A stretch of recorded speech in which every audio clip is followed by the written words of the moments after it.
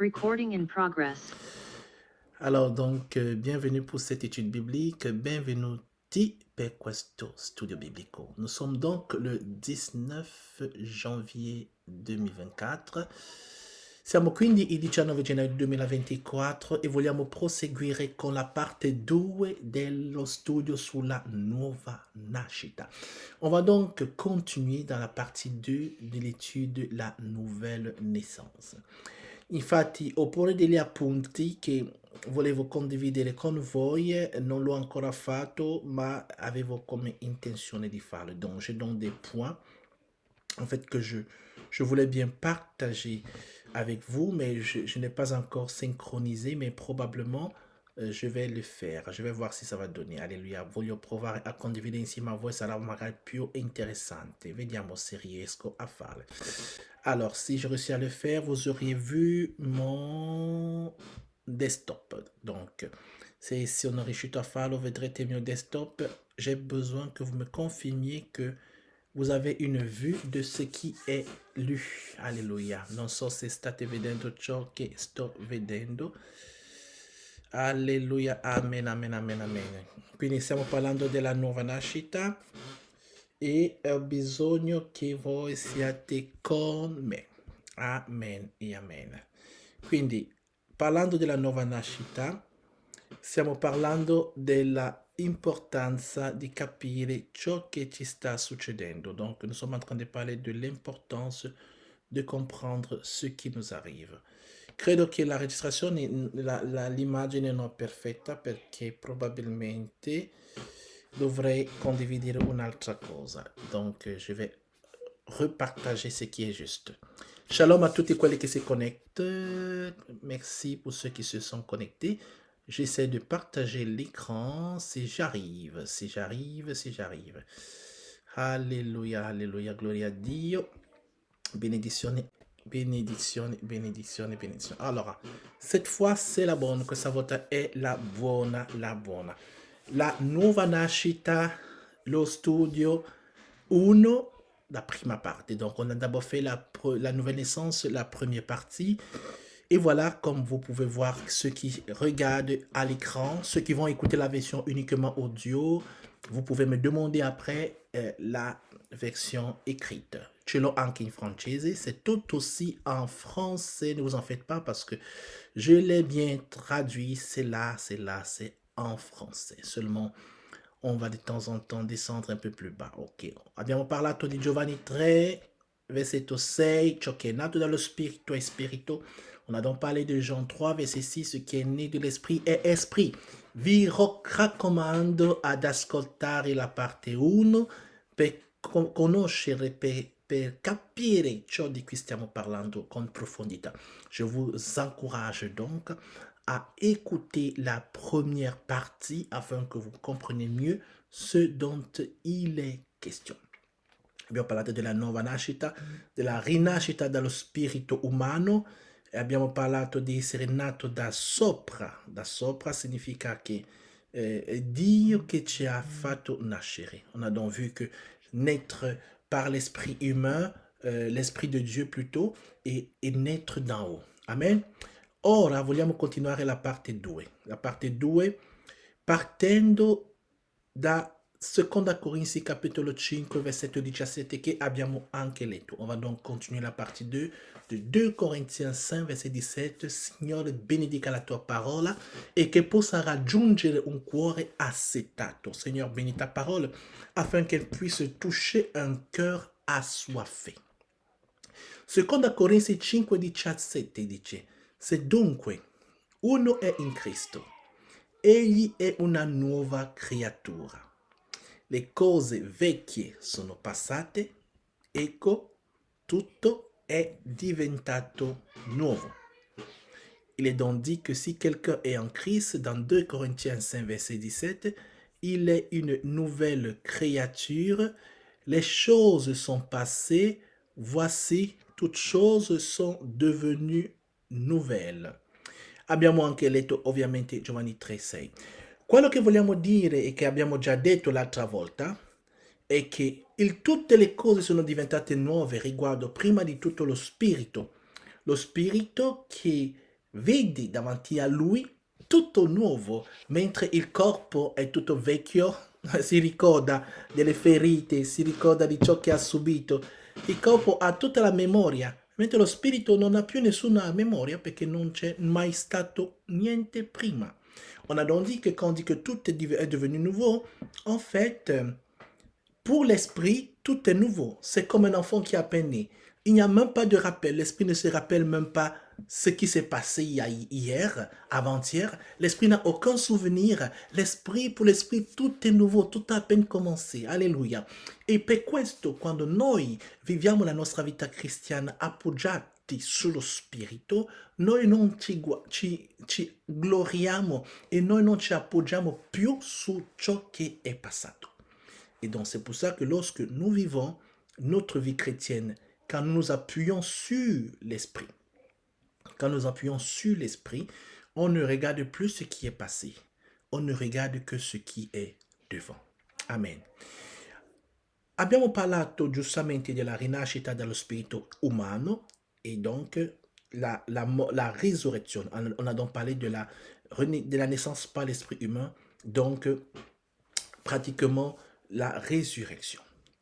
Abbiamo visto che confessare Gesù Cristo come il suo Signore e il suo Salvatore ci porta al Signore. Ma non è solo una parola di confessare, bisogna proprio che noi, fra virgolette, sposiamo Gesù, che noi ci ricongiungiamo con Gesù. Donc, il ne s'agit pas tout simplement de parler et confesser Jésus comme son Seigneur et son Sauveur. Ce n'est pas juste une confession a parole, mais c'est une union d'esprit, c'est une congiunzione en esprit. Leggiamo alcuni versetti che ci aiuteranno in questa parte 2. Romani 3, versetto 23. On va donc lire quelques versets qui vont vraiment nous aider. On a donc Romains 3, verset 23, qui dice così. Tutti hanno peccato e sono privi della gloria di Dio. C'est une déclaration très forte. Romains 3, verset 23 disent tous ont péché et ils sont privés de la gloire de Dio. Tutti gli uomini che vivono sulla terra, che non hanno neanche fatto qualcosa di grosso, non hanno ucciso nessuno, perché alcune persone dicono ma io non ho ucciso nessuno. Sì, non hai ucciso nessuno. Sì, non hai ucciso nessuno, ma hai peccato perché hai detto una bugia. Anche una piccola bugia è sufficientemente grave per portarti all'inferno. Amen. Donc, il y a certaines personnes qui, justement, qui pensent que pécher, c'est forcément commettre quelque chose de terrible, de très gros. Non, en fait, un petit mensonge, petit entre guillemets, parce que tout mensonge est un mensonge, t'amène tout droit en enfer. Essere privi della gloria di Dio. Ascoltiamo bene cosa si intende. Cosa significa essere privi della gloria di Dio? Significa non essere in paradiso? Non esattamente. Qu'est-ce que ça veut dire, être privé de la gloire de Dieu? Est-ce que ça veut dire de ne pas être au paradis? C'est pas exactement ça. Perché l'uomo, quando viveva sulla terra, prima di commettere un peccato, era nell'Eden, sulla terra, in un certo senso un paradiso, ma non era il paradiso che noi conosciamo, in cui tutti vogliono andare. Era sulla terra, ma aveva la gloria di Dio.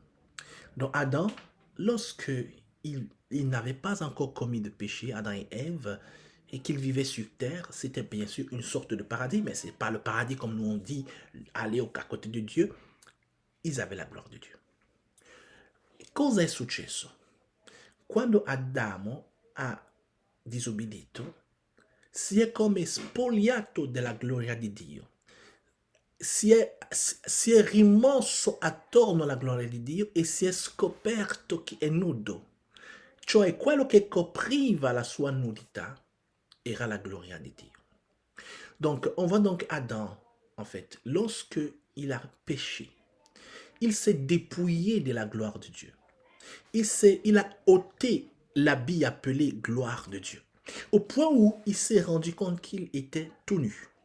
Quindi la nudità di per sé era proprio come se tu fai una ferita e sotto la pelle c'è la carne viva.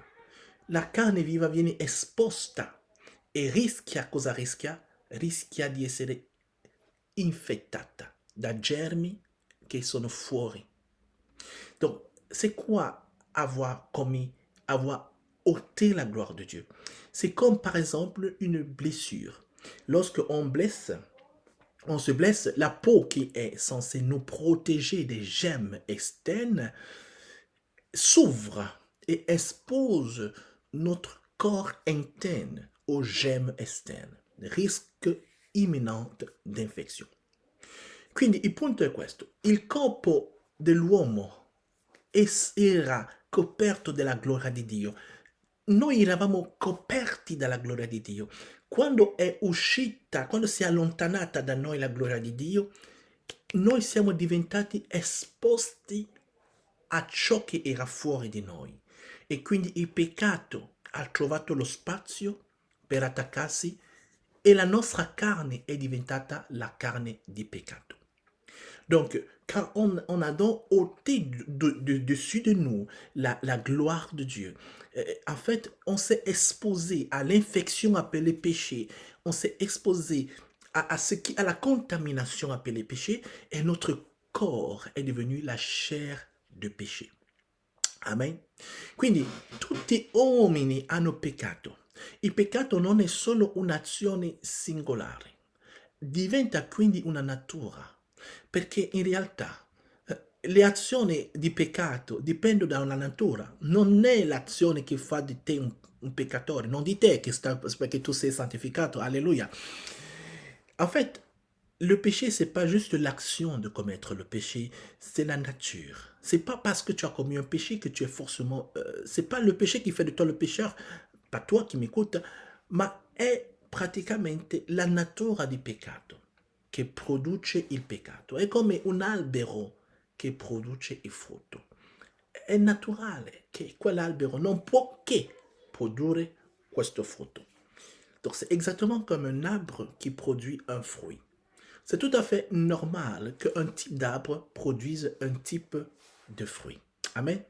Quindi avere delle buone maniere, dei modi, come si dice, non copre il peccato. No, avere un tatto, avere un modo, diciamo, meno stravagante di parlare o reprimere anche le proprie parole che possono essere piuttosto brutte, non copre il peccato. Donc, en fait, avoir une bonne courtoisie, des bons mots, une élégance, éviter de heurter de manière directe les gens, même se retenir de parler, ne couvre pas le péché. Il peccato è la natura che c'è dentro, non è l'azione che si fa. L'azione è semplicemente la conseguenza. È che c'è tanta acqua e finché c'è tanta acqua, l'acqua esce dal vaso e inonda attorno a sé. Ma non è perché ha inondato che non c'è acqua o c'è acqua. C'è l'acqua, appunto, con o senza l'inondazione. Je ne sais pas si je me fais comprendre. Quand il y a beaucoup d'eau dans un vase, dans un récipient, l'eau finit par sortir. Mais ce n'est pas parce que l'eau n'est pas sortie à un certain moment qu'il n'y a pas d'eau. Il n'y a pas d'eau dans le récipient. Il y a simplement de l'eau. C'est simplement qu'à un certain moment donné, l'eau est sortie. Alléluia. La gloria di Dio è ciò che ci ha coperto sin da quando siamo stati creati. E l'uomo ha sempre cercato e sta sempre cercando di raggiungere questa gloria in un modo o nell'altro. La gloire de Dieu, c'est ce qui nous a recouverts depuis notre création. Et l'homme a toujours cherché et cherche toujours de retrouver la gloire de Dieu. Questo tocchiamo il punto della fede in Dio. Dopodiché vi posso dare questi appunti se lo volete. On va donc toucher l'aspect de la foi en Dieu, le deuxième point. Je peux vous donner ces manuscrits si vous le voulez. Dopo aver ascoltato la parola predicata, con l'attitudine di cercare Dio, si crede in Gesù, che si è fatto carico dei nostri peccati, lì cerchiamo di capire qualcosa, che ci ha sostituito nella condanna eterna, pagando con la sua vita. Nous sommes en train de parler de la foi en Dieu. C'est le deuxième point que nous sommes en train de toucher dans ce sens. Après avoir entendu la parole prêchée avec l'attitude de chercher Dieu, on croit en Jésus qui a pris en charge nos péchés. Et il nous a remplacés, attention remplacés, dans la condamnation éternelle en payant avec sa vie. Et il nous a achetés avec son sang pour nous arracher des mains du malin. Gesù quindi ci ha comprati con il suo sangue per strapparci, ci ha acquistati con il suo sangue per strapparci dalle mani del nemico. E con la sua risurrezione ci ha dato la sua stessa vita. Donc, et avec la résurrection de Jésus, il nous a donné sa vie. Avoir la foi en Dieu, c'est pas juste croire de manière intellectuelle, juste que je crois en Dieu parce qu'il faut croire a quelque chose, comme certaines personnes disent. Avere fede in Dio non è solo credere in Dio pur di credere in qualcosa, come qualcuno dicono, alcune persone dicono, ma cosa pensi che io credo in diavolo? Io credo in Dio. Come se credere in Dio fosse una scelta di a che cosa devi credere. No, la fede non è una scelta di una cosa per cui credere, no, è un insieme di cose a cui credere. Donc, la foi en Dieu, c'est pas une chose à quoi croire que je crois en Dieu, donc je ne crois pas au diable. Non, c'est un ensemble de choses pour lesquelles il faut croire. E quindi un processo. E diceva nella parola di Dio che se tu pecchi contro uno dei comandamenti, tu sei colpevole di tutti i comandamenti. Comme il était dit dans la parole de Dieu, dans la loi, que si tu pêches contre un seul de ces commandements, tu es coupable de tous les commandements. Credere in Dio non è quindi io non credo nel diavolo, perciò credo in Dio. Ah no, è che io accetto il piano di Dio da A alla Z, da tutto ciò che ha fatto, il suo piano completo, lo accetto così. Quindi credere in Dio, donc croire en Dieu, ce n'est donc pas juste croire en une entité unique, Dieu ou le diable. Ça serait trop facile, ça serait banal d'ailleurs, puisque les démons croient de la même manière. Mais croire en Dieu, en réalité, c'est croire dans le plan de Dieu, dans le plan précis de Dieu, du point A au point Z. Amen. Parliamo della decisione di accettare Gesù come il proprio personale Salvatore et Signore. Nous parlons donc de la décision d'accepter Jésus comme son personnel Seigneur et Sauveur. Cette décision, c'est la plus grosse décision qu'un homme puisse avoir sur la terre. Questa decisione è la più importante delle decisioni che un uomo può avere sulla terra, perché riguarda proprio la sua natura di esistere. Non solo riguarda una scelta di religione, assolutamente non ha nulla a che vedere con la religione. Donc, la décision de recevoir ou d'accepter Jésus comme son Seigneur et son Sauveur personnel, c'est pas juste un choix de religion, ça n'a rien à voir avec la religion, mais c'est un choix d'existence. Quindi la tua vita proprio esisti e poi dopo che tu esisti ti puoi sposare, puoi avere figli, puoi lavorare, puoi fare molte cose, puoi frequentare una chiesa. Ma frequenti una chiesa, esisti, oppure ti sposi o hai figli solo perché tu esisti. Quindi la tua esistenza è più importante di ciò che stai facendo, perché se tu non esistevi, tu non potevi fare nulla. Alors, comme tu vis, comme tu existes, alors tu peux donc avoir des enfants, tu peux te marier, tu peux aller à l'église, tu peux travailler, tu peux accomplir des choses, tu peux construire des maisons, tu peux acheter des voitures. Mais en fait, si tu n'existais pas, tu ne ferais rien de tout ça. Et c'est clair plutôt. Donc en fait, décider de recevoir Jésus comme son Seigneur et son Sauveur a un lien direct avec le fait que tu existes et non le fait que tu fasses quelque chose. Mi spiego fra poco. Accettare Gesù come il suo Signore e il suo Salvatore non ha nulla a che vedere con fare qualcosa, ma con essere, come esistere. Significa che la scelta più importante è proprio che io vivo, quindi è come la vita, è come nascere, è come dire io esisto. Quindi se non esisto non posso neanche parlare, se non esisto non posso neanche sapere che esisto, se non esisto non sono mai stato. Scegliere Gesù da suo Signore e suo Salvatore è in quella direzione lì. Non è qualcosa da fare, no, non è una scelta umana, è una scelta spirituale, divina, è proprio il perché tu esisti. Décider donc de recevoir Jésus comme son Seigneur et son Sauveur, c'est pas un choix humain, c'est pas une action que tu poses, que je fais ça. Non, tu ne fais rien en fait. C'est une reconnaissance de ton esistence. Alleluia.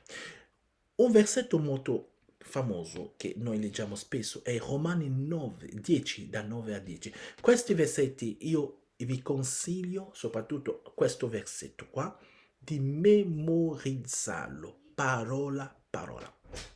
Un verset qu'on cite souvent, c'est dans Romains 10, verset 9 au verset 10. Un verset que nous citons souvent, c'est ça. Et je vous conseille de le mémoriser. Ce verset, vous pouvez le mémoriser. Saluta, saluta. Okay. Ciao. Vous pouvez mémoriser ce verset parce que c'est un verset important. C'est un verset fondamental qui a tout à voir avec le processus de conversion que nous avons. Romani 10, da 9 a 10 dice, en français, si vous confessez de votre bouche que Jésus-Christ est le Seigneur et que vous croyez dans votre cœur que Dieu l'a ressuscité d'entre les morts, vous serez sauvés. Abbiamo quindi Romani 10, da 9 a 10. Se confessi con la tua bocca che Gesù è il Signore, attenzione al pronome determinato, il Signore, e credi nel tuo cuore che Dio lo ha risuscitato dai morti, sarai salvato. Amen. È molto semplice questa frase, ma questa frase significa tutto. Il Signore significa è l'unico tuo capo. Sì, hai capito. È il capo dei capi. È l'unico maestro che tu hai, vero maestro. Sensei, se siamo giapponesi. Donc, crois que Jésus-Christ est ton Seigneur. C'est le seul vrai maître que tu as. Comme on dit les Japonais, ton seul sensei. Le seul chef, le seul commandant. Se tu sei nell'esercito, come il mio caro fratello che è qua connesso, tu hai un comandante. Se tu lavori in banca, come una sorella qui, tu hai un tuo direttore. Se tu sei medico, c'è un capo, magari un primario. Donc, chacun a un chef quelque part. Si tu travailles dans l'armée, tu as un commandant. Si tu travailles en banque, tu as un chef de service ou un chef de bureau et tout ça. Jésus est le seul vrai chef que nous avons, de manière totale. Quindi Gesù è l'unico vero capo che abbiamo, in modo totale. Significa che è al di sopra di tutti i capi e di tutte le entità spirituali che noi possiamo nominare sulla terra. Il est donc au-dessus de toutes les entités spirituelles et tous les chefs, présidents, magistrats, tout ce qu'on veut, qu'on peut nommer sur terre. Amen. Riconoscere Gesù così significa che tu dai la tua vita a Gesù. Significa che tu stai dicendo al Signore, se io devo morire per te, io morirò per te. Reconnaître Jésus de cette manière, comme ton Seigneur et ton Sauveur, lui donner franchement ta vie, c'est une manière de dire à Jésus, si je dois mourir pour toi, je mourrai pour toi. Di solito chi è nell'esercito è pronto a morire per la bandiera, perché difende la bandiera dello Stato. Ma chi è militante, chi è nell'esercito di Gesù, chi è soldato di Gesù, è pronto a morire per Gesù. Donc, en général, celui qui est un soldat est prêt à mourir pour le drapeau de l'État, parce qu'il travaille sous la bannière de l'État. Mais qui est soldat de Jésus-Christ est aussi prêt à mourir pour Jésus. Amen. E il concetto quindi di fare di Gesù il suo Salvatore, il Signore, attenzione prima Signore, è che dire a Gesù, Signore, la mia vita non mi appartiene più. Fai ciò che tu vuoi di me. Io sono solo al tuo servizio, sono solo lì pronto a fare ciò che tu vuoi.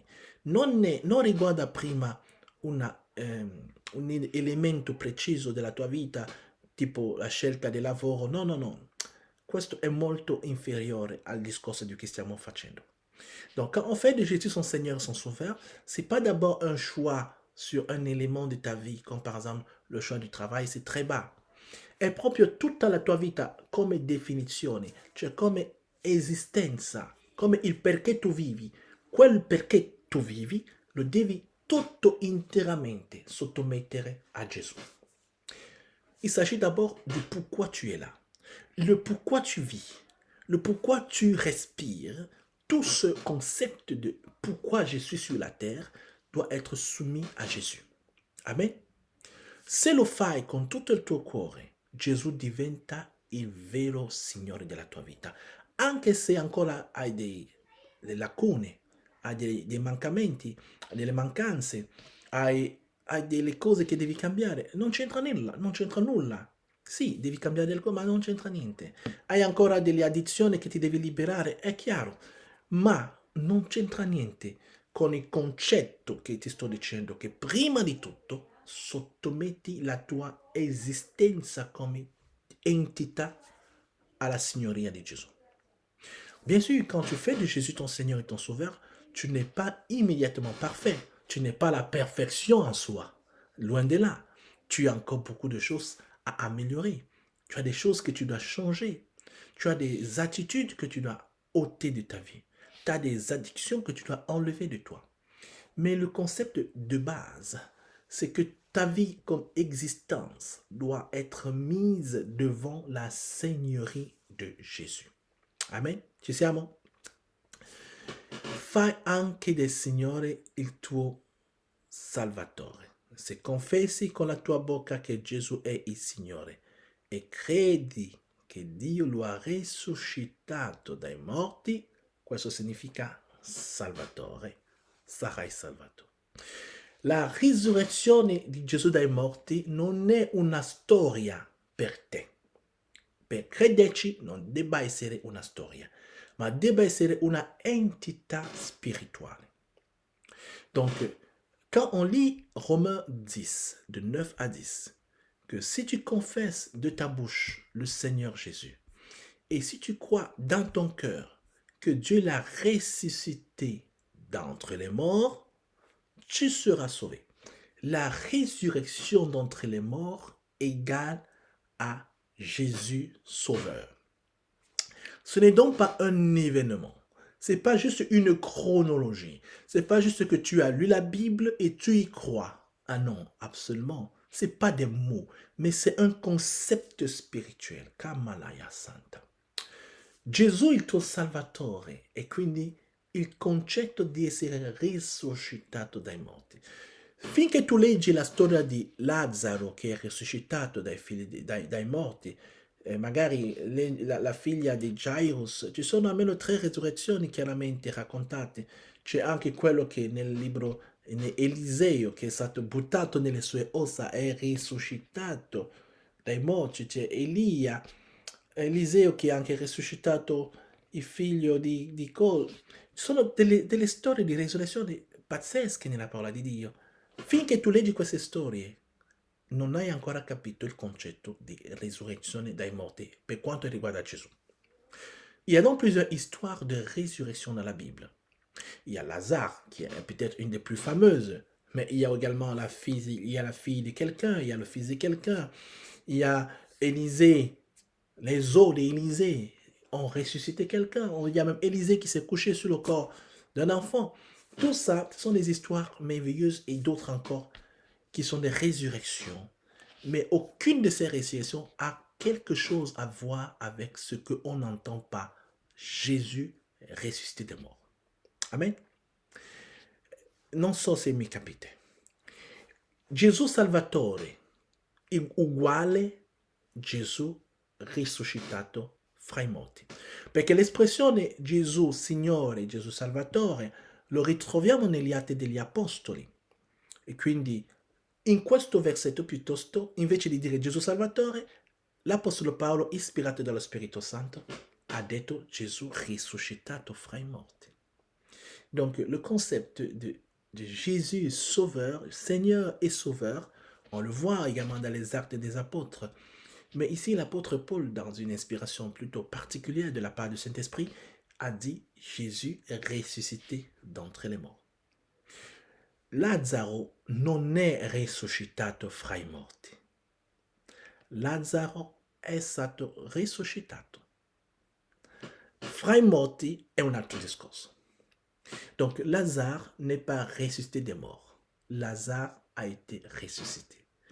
L'expression ressuscité des morts è toute une autre chose. Amen. Quando una persona voleva venire a seguire Gesù nei Vangeli e poi ha detto prima, permettimi prima di seppellire mio padre. E cosa ha risposto Gesù? Lascia che i morti seppelliscano i morti. Ma com'è possibile che un morto seppellisca un morto? È assurdo se vogliamo capire la cosa a livello letterale.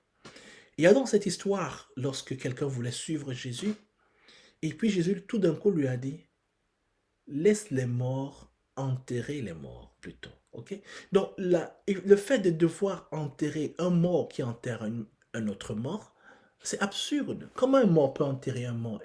Non, parce que l'expression mort, c'est pas mort dans le sens ne vit pas, mais c'est n'a pas la vie de résurrection, tout simplement.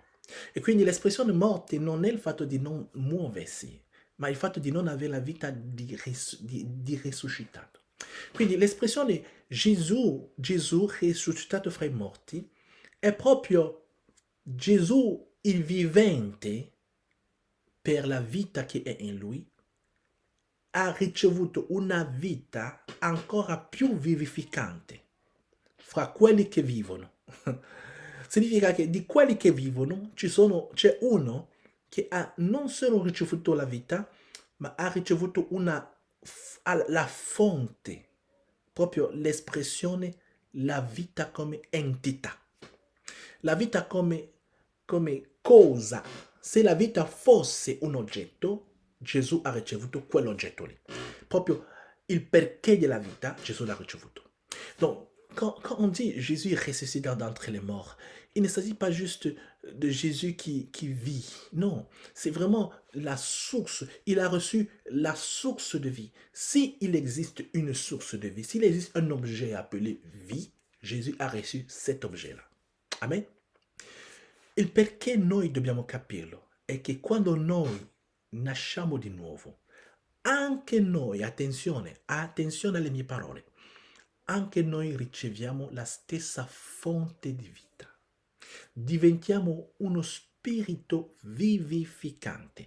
Prima possiamo essere uno spirito vivente, ma quando noi riceviamo Gesù come il nostro Signore e il nostro Salvatore, il nostro spirito si muta et diventa uno spirito vivificante. En fait, le point, c'est ceci. Quand nous sommes nés de nouveau, notre esprit devient un esprit vivifiant. C'est ça qu'on appelle la résurrection. Cet esprit vivifiant a la capacité de donner la vie, de transmettre la vie, de donner l'existence même. C'est pour ça que lorsqu'on parle de guérison, tant qu'on n'a pas compris le concept de donner la vie, on va toujours prier comme si on est en infériorité, comme si on est en besoin. Mais lorsqu'on comprend vraiment ce que veut dire être un esprit vivifiant, on va commencer a priere avec autorité. Questo riguarda anche ovviamente la nostra preghiera. Quando noi preghiamo come se fosse qualcosa da chiedere sempre, qualcosa in cui ci lamentiamo quasi a chiedere, pregheremo sempre così. Ma quando veramente lo facciamo seriamente, possiamo pregare dando la vita come uno spirito vivificante. Amen. Adesso siamo quasi alla fine. Leggiamo questi elementi che ci rimangono. È importante sapere che esistono tre tipi di morti. Ok? Esistono tre tipi di morti. Abbiamo la morte spirituale, abbiamo la morte physique et abbiamo la morte éternelle. Il existe donc trois types de morts. On a donc la mort spirituelle, on a la mort physique et puis on a la mort éternelle. La prima morte, quindi la morte fisica, è avvenuta sulla terra, cioè la prima morte che è avvenuta sulla terra è quella spirituale, perché abbiamo prima la morte spirituale, ok? Quindi, prima della caduta, Adamo era in comunione con Dio. Abbiamo in Genesi 3:8, non lo leggiamo, potete solo scriverlo. Ed era il dominatore, il principe della terra. Lo vediamo anche in Genesi 1:28. Alors, pour comprendre cela, on a donc la mort d'abord spirituelle, la mort physique et la mort éternelle. La première mort qui s'est produite sur la terre, c'était d'abord la mort spirituelle. Ça s'est vu avec le péché que Adam a commis et donc qui a créé une séparation. On a donc vu que Adam, avant qu'il ne tombe dans le péché, il était en communion avec Dieu. Donc, dans Genèse 3:8, et il était le dominateur et le prince de la terre, come dans Genèse 1, verset 28.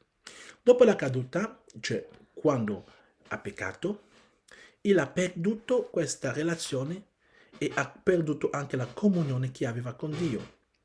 La posizione di autorità che aveva ricevuto l'ha perso e è diventato uno schiavo del peccato et di Satana.